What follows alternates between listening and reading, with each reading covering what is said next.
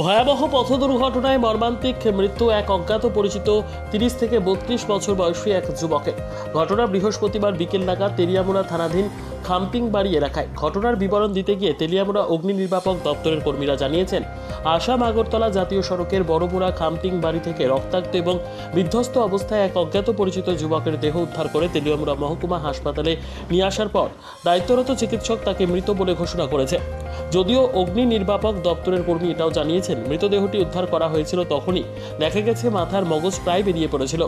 শেষ সংবাদ প্রেরণ পর্যন্ত ওই যুবকের কোনো খবর বা পরিচয় না পাওয়া গেলেও অনুমান করা হচ্ছে বড়মুড়ার ঝর্ণাতে স্নান করতে এসেই এই বিপত্তি হয়েছে। বর্তমানে ওই যুবকের মৃতদেহটি তেলিয়ামুড়া হাসপাতালের মর্গে রয়েছে। যদিও কিভাবে TR01AW5914 নম্বরের বাইকটি দুর্ঘটনার কবলে পড়েছে সেই বিষয়ে স্পষ্টত কেউ কিছু বলতে পারছে না। তবে অগ্নি নির্বাপক দপ্তরের কর্মীদের অনুমান, হয়তো কোনো বড় গাড়ির সাথে সংঘর্ষের ফলে এই মর্মান্তিক ঘটনা ঘটেছে। কিভাবে হয়েছে? আমরা একটা কল পেয়েছি 112 থেকে, আগরতলা থেকে। একটা অ্যাক্সিডেন্ট হয়েছে বড়মুড়া গিয়ে দেখছি আমরা উইন্ডিসের সামনে, অল্প সামনে নার্সারি, ফরেস্ট নার্সারির সামনে একজন বাইকের থেকে রাস্তাতে ছিটকা পড়ে দিয়েছে।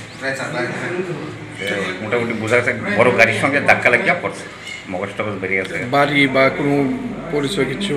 বাড়ি হয়তো চম্পকনগরের দিক থেকে আইছে, এও যেন স্নান করতে আইছে বড়মুড়াতে, স্নানের জায়গাটা এখানে স্নান সেটা বাড়ি তো কোনো পরিচয় পাওয়া গেছে না? পরিচয় পাওয়া গেছে। বয়স কতই আনুমানিক?